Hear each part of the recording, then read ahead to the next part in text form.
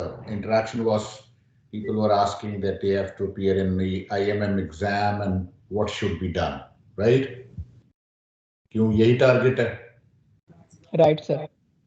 Okay अब इसमें 3 situations हैं क्योंकि आप लोगों के पास अब महीने हैं टोटल 3 नहीं 2.5, राइट? फरवरी जी की सर, 7 किस तारीख फरवरी को है एग्जाम? सर, 7 फरवरी। सो जनवरी का महीना है और दिसंबर का 2 महीने, टाइम इज वेरी शॉर्ट। एक आइडियल तरीका ये है कि तमाम थ्योरी के जो आपके सब्जेक्टिव टॉपिक्स हैं आईएमएम के वो आपने पढ़े हुए हों और अब आप जो है वो एमसीक्यूज अटेम्प्ट करना शुरू कर दें। एक तो ये तरीका है। अब ये तरीका ऑब्वियसली उसका टाइम अब नहीं रह गया, सो मुश्किल होगा कि सारी थ्योरी आपने पढ़ी हुई हो और अब आप एमसीक्यूज अटेम्प्ट करें।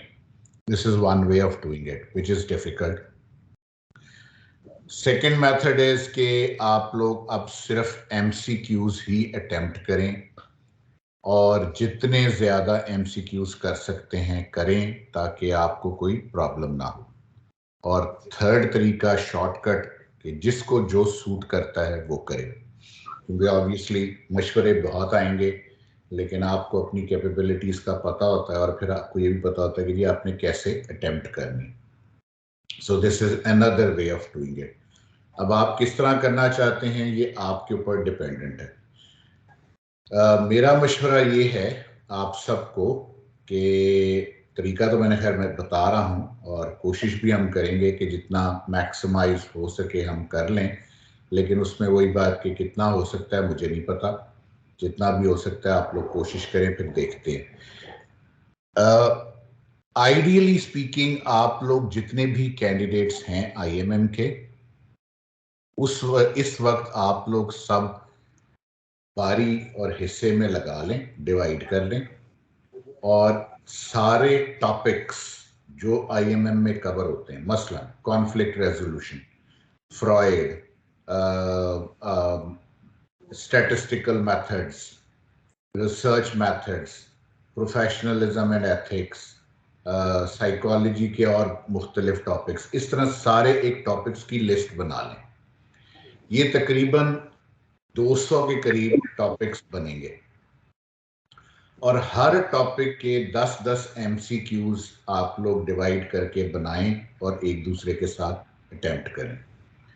मैं पहले भी ये बात कर रहा था कि अगर मैं होता तो मैं 6 महीने पहले ये काम शुरू करवा देता कि आपके 200 टॉपिक्स हैं, हर हफ्ते एक टॉपिक पिक करें और उस टॉपिक के 10 एमसीक्यूज आप लोग अटेम्प्ट करें। So by the end of 2 months, you will be able to attempt at least 2000 MCQs, which is a good thing to be done. अब MCQs कहाँ से मिलेंगे? MCQs मुख्तलिफ सोर्सेज से मिल सकते हैं। अमेरिकन बोर्ड की सीरीज होती है, उनके भी MCQs होते हैं। सिंगापुर बोर्ड है, उसके भी MCQs होते हैं, उनकी भी किताबें मिलती हैं मार्केट में। बाकी भी MCQs की किताबें मार्केट में बहुत सारी मिलती हैं। सो आपको अगले एक हफ्ते में 3 काम जरूरी करने। एक, टॉपिक्स की लिस्ट तैयार करें। दूसरा, जिन्होंने आईएमएम में पिछली दफा दिया था उनसे वो पूरा पेपर जितना उनको याद आ सकता है उसको कलेक्ट करें। और तीसरा, एमसीक्यूज टॉपिक वाइज अटेम्प्ट करने शुरू करें इकट्ठे करके। सो ये तरीका होगा तो 2 महीने में आईएमएम हो जाएगा। अगर ये तरीका नहीं करेंगे तो फिर वहां जाके एक सरप्राइज मिलेगा और वो सरप्राइज हमेशा कॉम्प्लिकेटेड होता है। आइडियल एमसीक्यू वो होता है जिसमें चारों चीजें जवाब सही लग रहे होते हैं। आपको उन जवाबों में से कोई एक जवाब पिक करना है। मसलन मैंने सुबह नाश्ते में क्या खाया, सो अंडा खाया, स्लाइस खाए, चाय पी और जैम लगाया टोस्ट के ऊपर। अब ये चारों जवाब ही सही हैं, लेकिन जो मोस्ट अप्रोप्रिएट जवाब है वो आपको क्लिक करना होता है। अगर तो वो आपका जवाब मैच कर गया एग्जामिनर की के साथ तो आप पास हैं, वरना आप फेल हो जाएंगे। 25% MCQs पिछले IMM के रिपीट होंगे। इसका मतलब ये कि पिछला IMM का जो एग्जाम आया था 25% तो उसमें से आएगा, मिनिमम। इससे ज्यादा हो सकता है, इससे कम नहीं होगा। 25% तो आपको वो इकट्ठा करना है, फिर 25% वो जो आप अपनी तैयारी अब तक कर चुके हैं उसमें से अटेम्प्ट हो जाएगा। आखिरी 10% 20% की आपको तैयारी करनी है। अगर वो 20% आपकी अप्रोप्रिएट हो गई तो आप पास हो गए, अगर वो 20% आपकी अप्रोप्रिएट तैयारी नहीं हुई तो आप फेल हो जाए। आमतौर पे फेल लोग बिल्कुल मार्जिन से होते हैं। 60% अगर कट ऑफ पॉइंट है तो आपके 57% थे, या 70% कट ऑफ पॉइंट है तो आपके 66% थे, और आप हमेशा ये हैरान होते हैं कि मैं सिर्फ 4 नंबरों से रह गया। सो यस, ऐसे ही होगा। सो 25% पिछले एग्जाम वाले सवाल सारे इकट्ठे करें, सारे टॉपिक्स की लिस्ट तैयार करें और हर टॉपिक के 10 MCQs अटेम्प्ट करने शुरू करें। थ्योरी जितनी पढ़ सकते हैं पढ़ें, जितनी नहीं पढ़ सकते उसको छोड़ दें। ये तो मेथड्स हैं, बाकी आप लोग देख लें। सवाल पूछना है तो पूछो, एनीबडी। सर अस्सलाम वालेकुम सर, बहुत सारे स्टूडेंट्स मुझे भी पूछ रहे थे, तो आज इतना अच्छा मौका है कि वो ऑनलाइन आते। आई डोंट नो, टाइम की वजह से वो अभी तक ऑनलाइन नहीं आ रहे, लेकिन वो ये कह रहे थे कि ये जो I don't want to name them, but कुछ पाकिस्तानी ऑथर्स के MCQ पूल्स हैं। तो सर वो जब मैंने भी अटेम्प्ट किए थे अपने एग्जाम के लिए भी, तो वो उनकी की और वो इतने स्टैंडर्ड के क्वेश्चंस नहीं है। तो फिर रिकमेंड क्या करते हैं कि कौन सा पूल जो वो सिलेक्ट किया जाए? टॉपिक्स तो आपने बता दिए। मैंने पहली बात शुरू में यही कही थी कि सबसे ज़रूरी चीज़ जो है वो ये है, सबसे ज़रूरी चीज़ कि आप लोगों को एक मेथडोलॉजी डिवाइस करनी है कि कौन सी मेथडोलॉजी इस वक्त अप्रोप्रिएट होगी आप लोगों के लिए। इसलिए मैं आपको 3 चीज़ें सजेस्ट कर रहा हूँ। टाइम शॉर्ट है, 2 महीने रह गए हैं, IMM का इम्तिहान है, MCQs करने हैं। सो पहली मेथडोलॉजी यही है कि आप टॉपिक्स इकट्ठे करें। दूसरी मेथडोलॉजी ये है कि आप MCQs पिछले वाले इकट्ठे करें। और तीसरा ये कि जहाँ से जो MCQ टॉपिक्स वाइज आपको मिलता है उनको इकट्ठा करें। इसके 3 फायदे होंगे। अगर तो आप पास हो गए तो वो MCQs जो आपने इकट्ठे किए हैं वो दूसरों के काम आएंगे। अगर आप फेल हो गए तो वो MCQs आपके पास इतने अच्छे इकट्ठे हो चुके होंगे कि अगली अटैम्प्ट में आपको प्रॉब्लम नहीं होगी। और उसका दूसरा फायदा ये है कि लोगों को भी MCQs बैंक बनना शुरू हो जाएगा। सो कॉलेज MCQs का बैंक बनाए ना बनाए, कैंडिडेट्स के पास MCQs का बैंक एक ह्यूज मौजूद होना चाहिए। कहाँ से मिलेंगे? फिर वही बात जो सारे सवाल पूछते हैं कि जी MCQs कहाँ से मिलेंगे। MCQs के लिए आपको खाक छाननी पड़ेगी, इंटरनेट की भी और लाइब्रेरीज की भी और मुख्तलिफ बुक शॉप्स की भी। जहाँ से भी जिस टॉपिक पे MCQ मिले आप लोग डिवाइड करें, टॉपिक्स डिवाइड करके 10 से 15 20 MCQs इकट्ठे करने शुरू करें, एक ही पूल में डालने शुरू करें और उस पूल को लेकर चलें। और ये तो उन्होंने सवाल पूछा जिन्होंने FCPS कर लिया। कोई और IMM वाला जिसने सवाल पूछना हो? एनीबडी? कोई सवाल नहीं है? कमाल है, लगता है लोगों की तैयारी बहुत अच्छी है। अच्छी है तो वेरी गुड, आसान हो जाएगा। और अगर अच्छी नहीं है तो अच्छी करने की कोशिश करें। कोई सवाल नहीं है? अच्छा चलो, मेरे पास टाइम बहुत शॉर्ट था, 40 मिनट थे। तो 40 मिनट में मुझे एथिक्स पे सवाल ढूंढने थे और बनाने थे और आप लोगों के साथ शेयर करने थे। वो मैं आप लोगों के साथ शेयर कर लेता हूँ ये डॉक्यूमेंट, और आप इस डॉक्यूमेंट को देख लें। किधर गया? और कोशिश करें कि ये आपको नजर आ रहा है स्क्रीन? क्यों? Sir Anybody? स्मॉल साइज है थोड़ा, यस Size फंड का small. स्मॉल है ये साइज। डॉक्यूमेंट मैं इसी स्काइप ग्रुप पे शेयर कर लेता हूं। ये जी सर। 10 MCQs जो मैंने अभी बनाए, 1 बेस्ट आंसर वाले, ये आप लोगों को मैं दे रहा हूं। लेकिन ये तो एक बिगिनिंग है, और बिगिनिंग अच्छी नहीं होती आमतौर पे, क्योंकि ये हाफ हार्टेड अटेम्प्ट थी। मैंने अभी बैठा, मैंने देखा क्या सवाल हो सकते हैं, मैंने बनाने की कोशिश की, लेकिन उसमें ज़ाहिर है सारे टॉपिक्स नहीं कवर हो रहे। लाइक कोई भी सवाल हो मुझसे दोबारा पूछ लो।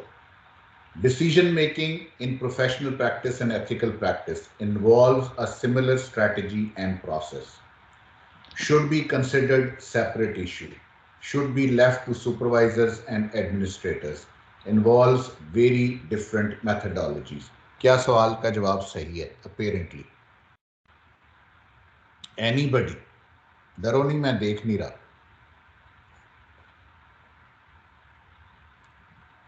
Anybody can answer the first question? कोई भी सर नहीं? कोई नॉन IMMB, कोई नॉन IM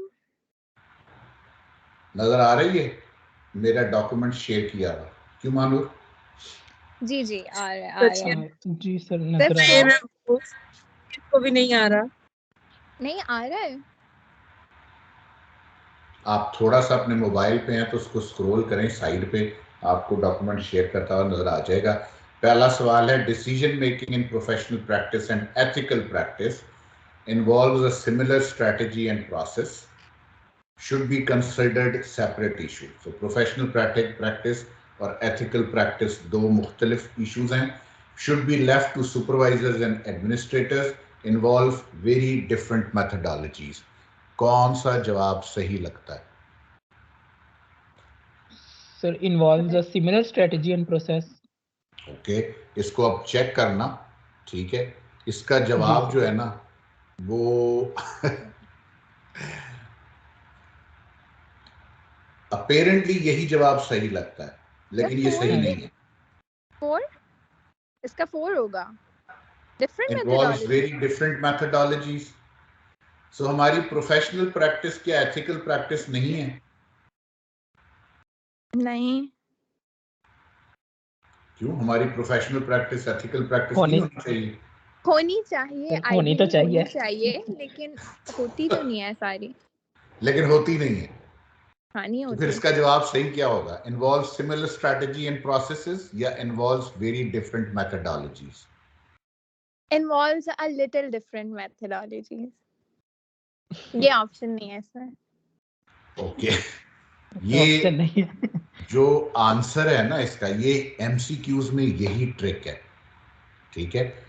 सवाल डिसीजन मेकिंग का है और प्रोफेशनल प्रैक्टिस और एथिकल प्रैक्टिस का है। हमारा डिसीजन मेकिंग एथिकल प्रैक्टिसेस के बेस पे प्रोफेशनल प्रैक्टिस होनी चाहिए आइडियली। सो पहले डिसीजन मेकिंग किसी भी जगह पे जब करना हो तो आप एथिकल प्रैक्टिस को यूटिलाइज करते हैं, फिर आप प्रोफेशनल प्रैक्टिस को उस पर बेस करते हैं। ओके सो इसका जवाब, अब पता नहीं मानूर ने तुक्का मारा है कि सही किया है, लेकिन involves very different methodologies.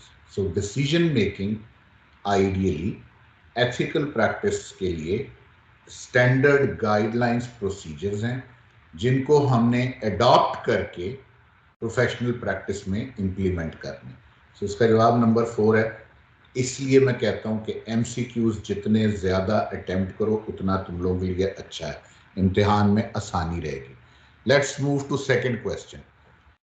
Consideration of practice issues from professional perspective includes input from research literature, counseling theories, scholarly debate and clinical lore, the client's request, the code of ethics, the organization's standard of practice. क्या जवाब सही है? Stem ये है, consideration of practical issues. मैं day to day practice में जो काम कर रहा हूं from the professional perspective includes inputs from, कहां से मुझे बैकग्राउंड नॉलेज आता है कि मैं अपनी क्लिनिकल प्रैक्टिस में उसको इम्प्लीमेंट करता हूं। पेशेंट जो मुझे कह रहा है उसके बेसिस पे, कोड ऑफ एथिक्स के बेस पे, जो मेरा इंस्टीट्यूशन कहता है उसके बेस पे, या research literature, counselling theory, scholarly debates and clinical लोर। Sir, I think one. One. How many in favor of one? I'm in the favor of one too. सारे इसकी फेवर में हैं? क्यों Sufiyan? Sir the code of ethics भी हो सकता है। Consideration of practice issues, practice में हमारे जो मसाइल आते हैं प्रोफेशनल पर्सपेक्टिव के बेसिस पे, उनकी इनपुट कहां से आती है? Includes input from code of ethics, clients request, organisational standard, या research literature, counselling theory, scholarly debate और क्लिनिकल लोर। ज्यादातर लोग नंबर 1 कह रहे हैं, ठीक है, इसका आंसर नंबर 1 ही है, ठीक है, लेकिन फिर भी कुछ जगहों पे ये नंबर 3 भी आ सकता है, केयरफुल रहें, ठीक है। अगला क्वेश्चन, अपनी स्कोरिंग खुद करते जाएं कौन कितना स्कोर कर रहा है, ताकि आपको खुद ही पता चले कि आप फेल हो रहे हैं कि पास हो रहे हैं। The cultural, organizational, community, interpersonal or personal dynamics that should be considered when making ethical and professional issues are referred to a personal consideration, ethical consideration, environmental consideration, contextual considerations. Sir, I think 4. हाँ जी, anybody else? I think ethical considerations. Number 2, number 4. और अब सवाल ये है कि मैं अगर पाकिस्तान में प्रैक्टिस कर रहा हूँ और सपोजली मेरे पास डीजी खान से कोई शख्स आता है और वो कहता है कि जी हमारे इलाके में पगड़ी जो है उसको एक सिंबल ऑफ स्टेटस कंसिडर किया जाता है, ठीक है, तो लेकिन पगड़ी पहनने से गर्मी बड़ी लगती है और फिर डिप्रेशन हो जाता है। ये एक सिनेरियो में पेश कर रहा हूँ। ये कल्चरल इशू भी आ गया, ऑर्गेनाइजेशनल इशू भी आ गया कि उस इलाके में क्या हो रहा है और कि सही है कि गलत है, कम्युनिटी इशू भी आ गया, इंटरपर्सनल भी और पर्सनल डायनेमिक्स भी। अब इसमें से हमें जब उसको सजेशन देनी है कि अगर आप पगड़ी पहनेंगे तो आपका डिप्रेशन बढ़ जाएगा, क्या ये ओवर वैल्यूड आइडिया है कि ये डिलूजन है कि ये करेक्टेबल है कि इनकरेक्टेबल है, तो मैं कैसे फैसला करूंगा? क्या मैं पर्सनल कंसिडरेशंस को लूंगा, एथिकल कंसिडरेशंस को लूंगा, एनवायरमेंटल कंसिडरेशंस को लूंगा, या कॉन्टेक्सचुअल कंसिडरेशंस को लूंगा? Contextual considerations. इसका जवाब नंबर 4 है, ठीक है, नंबर 2 नहीं है, नंबर 4 है, कॉन्टेक्सचुअल है। उसका कॉन्टेक्स्ट क्या है, आपकी इवैल्यूएशन क्या बन रही है, आपके जवाब किस बेसिस पे उसको आप देंगे। ऑब्वियसली आप उसमें एथिकल कंसिडरेशंस तो रखेंगे, लेकिन एथिकल कंसिडरेशन का यहाँ पे सिचुएशन बन नहीं रही। एक सवाल आ रहा है कि जी कल्चरल इश्यूज के बेसिस पे पगड़ी जो है बांध पहनता हूँ, डिप्रेशन बढ़ जाता है, तो ये कॉन्टेक्सचुअल इशू है, एथिकल इशू नहीं है, ठीक है। When making ethical and professional issues are referred to a, so contextual considerations में आप देते हैं, ये की में ये जवाब हैं, इसलिए मैं आपको ये समझा रहा हूं। अगला सवाल, the question, is there an ethical dilemma here, and if so, how do you define it? Would be utilized during which step of professional and ethical practice? Decisional strategy. पहली चीज तो जो मैंने आपको सिनेरियो बताया उसमें क्या कोई एथिकल डायलेमा यहां पे है, और अगर है तो कहां पे जाके आएगा, और उसके बेसिस पे क्या जवाब सही होगा। identify potential course of action, enhance ethical sensitivity, consult with peers and expert, identify the problem. क्या जवाब है?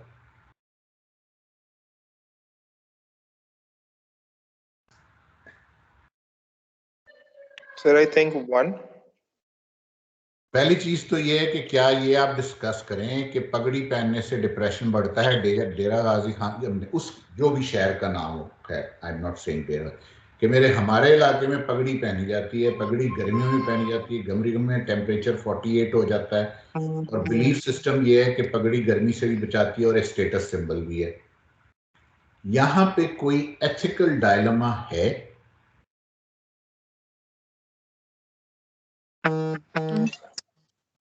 अगर एथिकल डायलेमा है तो उसको आप कैसे डिफाइन करेंगे? एथिकल प्रिंसिपल्स 4 कौन से होते हैं? कौन से होते हैं सर? वो तो है ना, ऑटोनॉमी है, बेनिफिसेंस, नॉन मेलिफिसेंस और जस्टिस। यहाँ पे कोई एथिकल डायलेमा है उन 4 प्रिंसिपल्स के बेसिस पे? आई थिंक नहीं है। नहीं है सर। नहीं है। पगड़ी स्टेटस सिंबल है और उसको जबरदस्ती पहननी पड़ती है क्योंकि वो अपने स्टेटस को कायम रखना चाहता है, और वो अपने स्टेटस को कायम रखता है तो उसको डिप्रेशन होता है। एथिकल डायलेमा है उन 4 में से कोई एक। हर एमसीक्यू की बैकग्राउंड को अंडरस्टैंड करके जवाब देना है। ये अगर 10 एमसीक्यूज हम हर हफ्ते करते रहे तो 2 महीने में कितने बनेंगे? 80 एमसीक्यूज बनेंगे सिर्फ। बहुत थोड़े हैं, कम से कम 2000 एमसीक्यूज अटेम्प्ट करने हैं। लेकिन तरीका यही होगा जो मैं समझा रहा हूं। अंडरस्टैंड करें एथिकल डायलेमा उन 4 प्रिंसिपल्स में से, ऑटोनॉमी, मेलेफिशेंस और क्या था, जो भी वो 4 हैं, उनमें से 4 में से कोई है एथिकल? अगर है तो क्या करेंगे? enhance ethical sensitivity, consult with peers and expert, identify the problem या identify potential course of action। फादिस ने नंबर 1 कह दिया, कोई और इससे डिफरेंट ओपिनियन?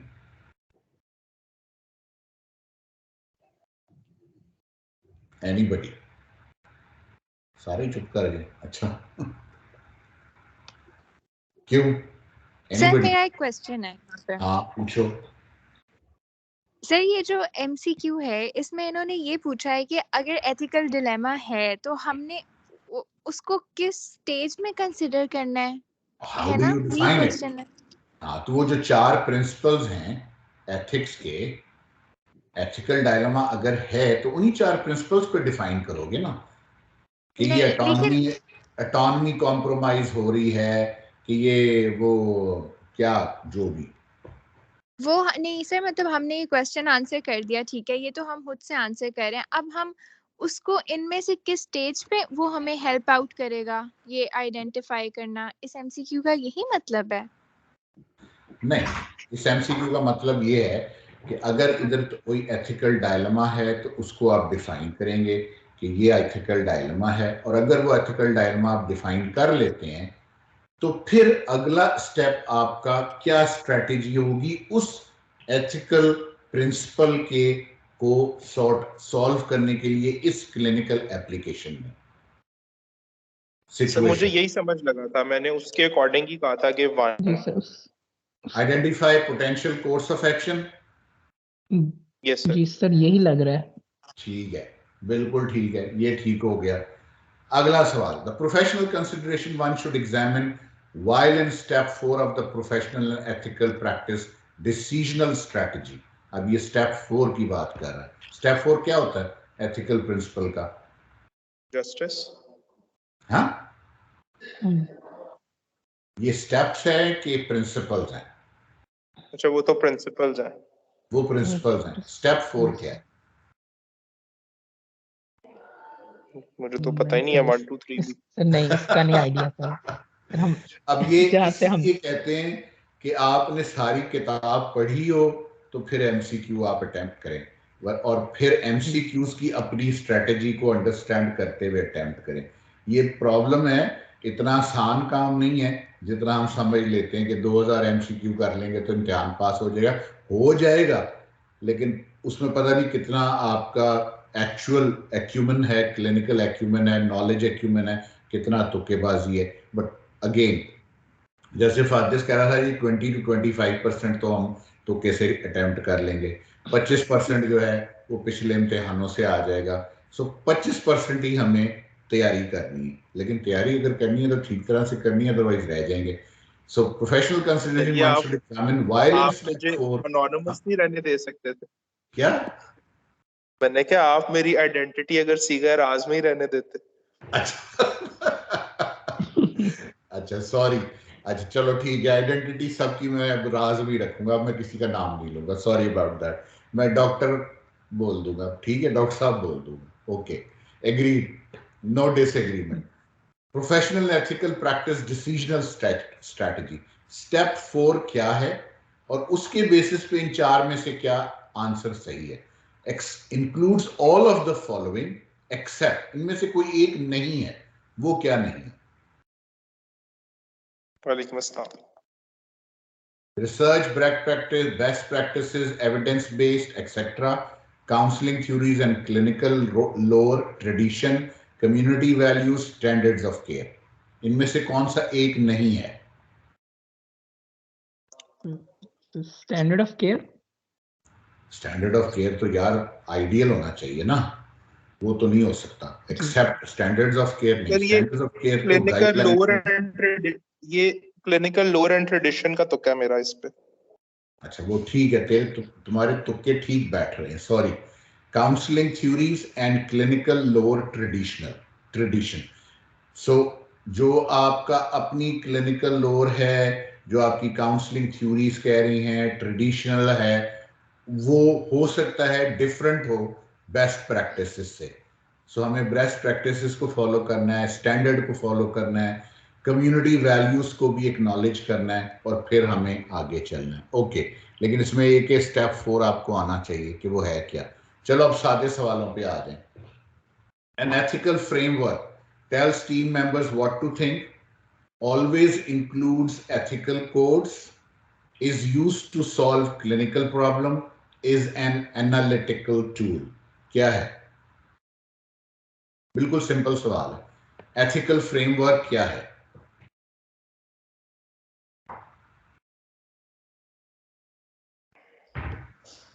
एनालिटिकल टूल है।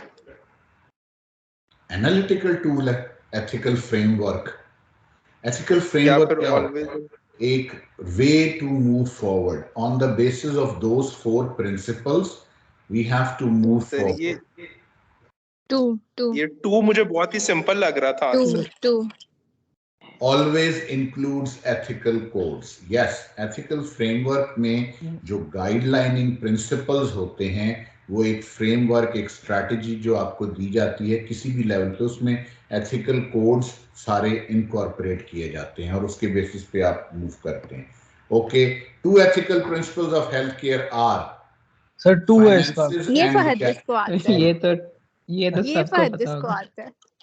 ये क्या है सर? 2 है इसका आंसर। ये वाला ऑटोनॉमी एंड जस्टिस, चलो इसको छोड़ देते हैं, ये बहुत ही आसान था। अब बीच बीच में आसान भी आएंगे, वो तो आएंगे क्योंकि मैंने अभी जल्दी जल्दी में बनाए हैं। अ consultation with a member of institutions ethics committee. Her college में एक एथिकल कमेटी बनी होती है, उससे आपने कंसल्टेशन करनी है, ठीक है। Is used to settle team fights, is a necessity whenever an ethical dilemma arises, is an option when the matter cannot be resolved by the team and the mediator is needed, is always used. क्या जवाब सही है? Is always used, वो तो पागल हो जाएगी team, JD ethical team है, सारे अस्पताल के 200 से 300 डॉक्टर्स रोज उनके पास जाएंगे तो मुसीबत पड़ जाएगी। है 2 है। 2F is necessity whenever ethical dilemma arises. Anybody different? Three. Dr. Sahab, आप third option is an option when the matter cannot be resolved by the team and a mediator is needed. एक ethical committee के member के साथ आप लड़ाई झगड़े के दरमियान उसको क्यों घसीटेंगे? क्योंकि यहाँ पे कोई एथिकल डायलेमा तो नहीं चल रहा, टीम में दो में आपस में, मतलब मेरी और डॉक्टर महानूर की झगड़ा हो गया, तो उस झगड़े में मैं उसको मीडिएटर क्यों लेके आऊंगा जो एथिकल कमेटी का मेंबर है? सर अगर मुझे शक है वो मेरी साइड लेगा, मैं तब ले आऊंगा उसको। हाँ, ये सही है वैसे, लेकिन आइडिया क्या होना चाहिए? इस पे एमसीक्यू नहीं चलेगा। सर एथिकल डायलेमा जब अराइज होता है सर, उनकी जरूरत तभी पड़ेगी most likely. Is necessity whenever an ethical dilemma arises. अब हमें कैसे पता चलेगा कि एथिकल डायलेमा हो गया? सर फॉर इंस्टेंस कोई रिसर्च कंडक्ट हो रही है, उसमें ये देखना है कि ये इसमें जिस पेशेंट्स को आप प्लेसिबो दे रहे हैं उनको बहुत ज्यादा हार्म तो नहीं हो रहा, या इस तरह की कोई चीज हो रही है, तो तब हम राइट। सो आमतौर पे हम एथिकल कमेटी को कब इस्तेमाल करते हैं? तब इस्तेमाल करते हैं जब हम किसी रिसर्च में जा रहे होते हैं, हमने कोई रिसर्च प्रपोजल देना है और उसमें हमने देखना है कि किसी को हार्म ना आए। वही 4 प्रिंसिपल जो हैं, ऑटोनॉमी किसी की ना खराब हो रही हो, मेलेफिशेंस ना हो, जस्टिस रहे, वो चारों प्रिंसिपल्स अप्लाई होते रहें, ऐसी जगहों पे आप उसको कंसल्ट करेंगे। So is necessity whenever an ethical dilemma arises. इसमें कोई कॉम्प्लिकेशन नहीं था, कोई कैच नहीं था, इसलिए सीधा सीधा सा ये सवाल था। Okay, autonomy is one of the 4 principles of biomedical research. ठीक है, 4 ethical principles, legal principles, moral principles, ethico legal principles. क्या जवाब है? बहुत ही आसान है। Ethical principle. चल, ये हो गया। Who makes the decision on whether or not a person participates in biomedical research experiment? कब आप ये फैसला करेंगे कि इस शख्स को रिसर्च का हिस्सा नहीं होना चाहिए? The potential participant and the researcher, the potential participant and their doctor, the potential participant, their doctor and the researcher. So last one. Okay. Usually the potential participant is the key. वो फैसला करेगा कि मुझे इस research में हिस्सा लेना है कि नहीं लेना। सो मैं अगर मुझे रिसर्च में इनकॉर्पोरेट किया गया, मिडल ऑफ द रिसर्च मेरा दिल करता है मैं नहीं हिस्सा बनता, तो मेरे राइट्स सबसे ज्यादा हैं।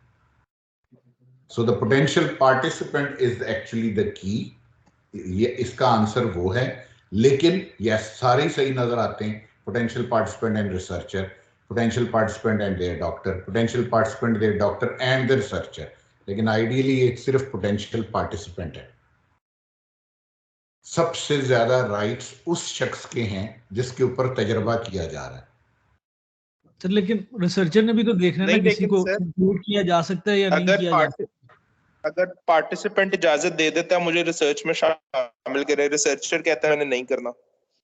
नहीं, आप रिसर्चर ने अपना लेड डाउन एक क्राइटेरिया बनाया है, ठीक है कि जी मुझे इस रिसर्च के लिए 20 साल के नौजवान लड़के चाहिए जो यूनिवर्सिटी के सेकंड ईयर में हो, ये उसका क्राइटेरिया है।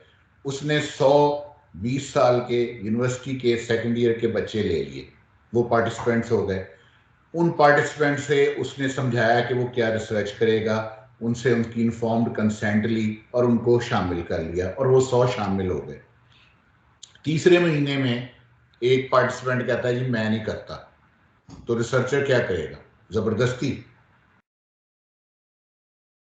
नहीं, ऑब्वियसली जबरदस्ती तो नहीं करेगा। तो फिर सबसे ज्यादा राइट किसके हुए? पोटेंशियल पार्टिसिपेंट के। तमाम बायोमेडिकल रिसर्च में सबसे ज्यादा राइट्स उसके हैं जिस पे तजुर्बा किया जा रहा है, जिस पे बिल्कुल। लेकिन वो तो जवाब नंबर 1 है, नंबर 3 4 नहीं है, क्योंकि यहाँ नंबर 4 में लगता आपको यही है कि सबकी कोलैबोरेशन से हो रहा है, उसका डॉक्टर भी कह सकता है भाई ना रखो इसको, वो खुद भी कह सकता है, रिसर्चर भी कह सकता है कि तू भाई चला जा, मैं तुझे रिसर्च में शामिल नहीं करता। नो, अगर ऐसी कोई भी सिचुएशन होगी, फाइनल डिसीजन पार्टिसिपेंट का है कि वो शामिल रहना चाहता है या नहीं रहना चाहता। अब ये बड़े सिंपल से क्वेश्चन है, लेकिन थोड़ा सा ध्यान से करने वाले, और एमसीक्यूज में यही कैच होता है। What is the therapeutic privilege, इसकी डेफिनेशन क्या है? यानी किसी को आती है थेरेप्यूटिक प्रिविलेज की definition? Anybody? The right of medical professionals to have free access to therapy, the right of physicians to withhold some truth from patients if they truly believe complete honesty could be harmful, the right of physicians to not be legally responsible for what a patient may do after receiving bad news, the right of medical professional to use therapy on their patients. C therapeutic privilege क्या है? सी sir मेरे नजदीक। Sir इसमें ये होता है कि वो जो आप थोड़ी इंफॉर्मेशन रख सकते हैं अपने पास, मतलब सारा डिस्क्लोज ना करें। आई थिंक नहीं करते हैं आप ऐसा कि आप कुछ इंफॉर्मेशन नहीं। डिस्क्लोज ना करें? नहीं, आपको सारी इंफॉर्मेशन पार्टिसिपेंट्स को देनी होती है, उसके सारे प्रोज एंड कॉन्स उनको बताने होते हैं, उनको पॉसिबली जो रिमोट पॉसिबिलिटी भी होगी उसका भी बताना होगा। तो आप इंफॉर्मेशन तो कोई रोक नहीं सकते, एथिकली आपको सारी इंफॉर्मेशन कम्युनिकेट करनी है उनको, ठीक है?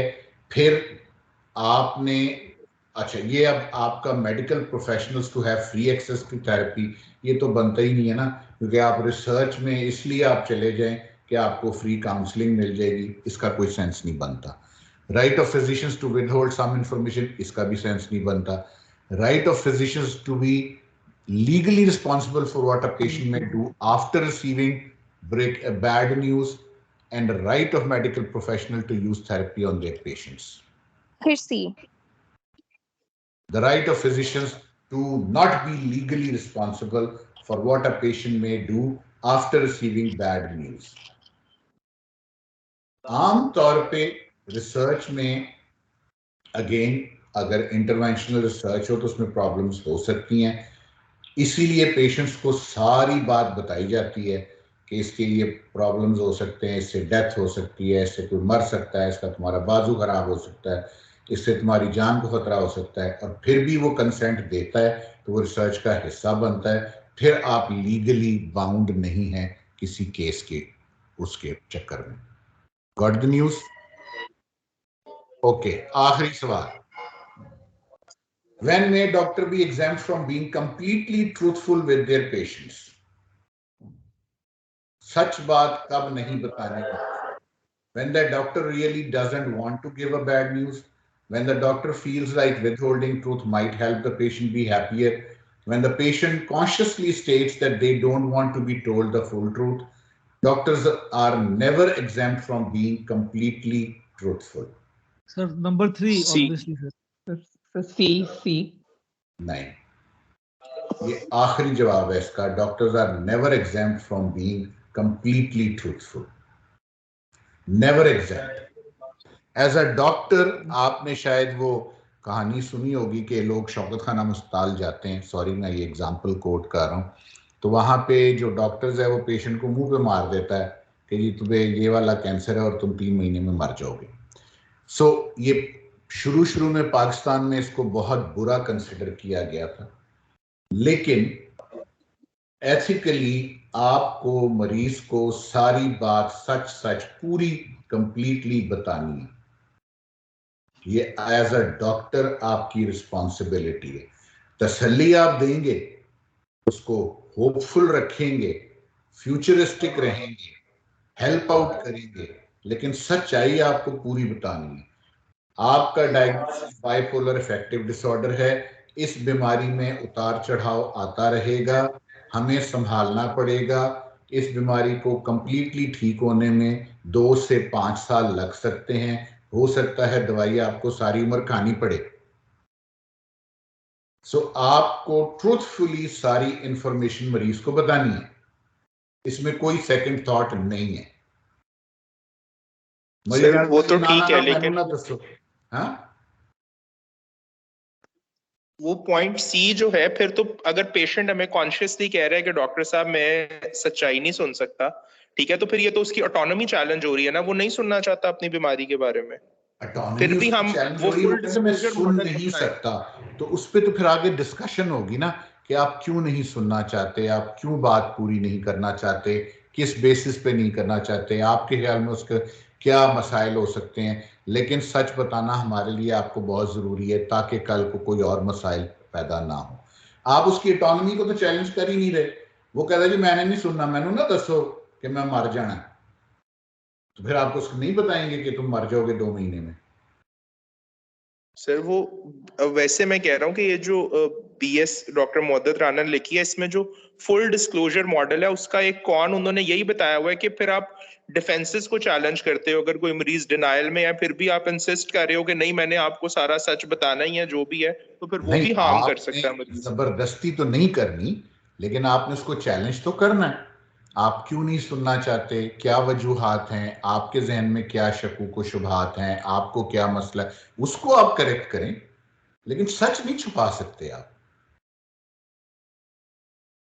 किसी भी हाल में। वो राणा साहब की किताब में क्या लिखा हुआ है, चलो मुझे बताओ, मैं उसको करेक्ट कर देता हूं तुम्हारी थ्योरी को। नहीं नहीं, उन्होंने यही लिखा हुआ है कि वो ब्रेकिंग द बैड न्यूज के डिफरेंट मॉडल्स हैं, उसमें एक फुल डिस्क्लोजर मॉडल भी है कि जिसमें डॉक्टर इंसिस्ट करता है कि मैंने आपको सारा सच बताना है। तो उसके प्रोज भी लिखे हुए हैं, कॉन्स भी लिखे हुए हैं। कॉन्स एक ये लिखे हुए हैं कि अगर पेशेंट डिनायल में है या कोई ऐसा डिफेंस मैकेनिज्म यूज कर रहा है, तो आप अननेसेसरीली अगर उससे फिर भी कहते हो कि मैंने आपको सारा सच ही बताना है, तो वो उसका डिफेंस मैकेनिज्म ब्रेक हो सकता है और फर्दर वो तबीयत उसकी खराब हो सकती है इस तरह। बिल्कुल हो सकती है, तो उसको आप एड्रेस करें, उसको आप करेक्ट करें, उसको आप इस मोड में लेकर आए कि उसमें एक्सेप्टेंस आए। छुपा आप नहीं सकते, सच आपको हर हाल में बताना है।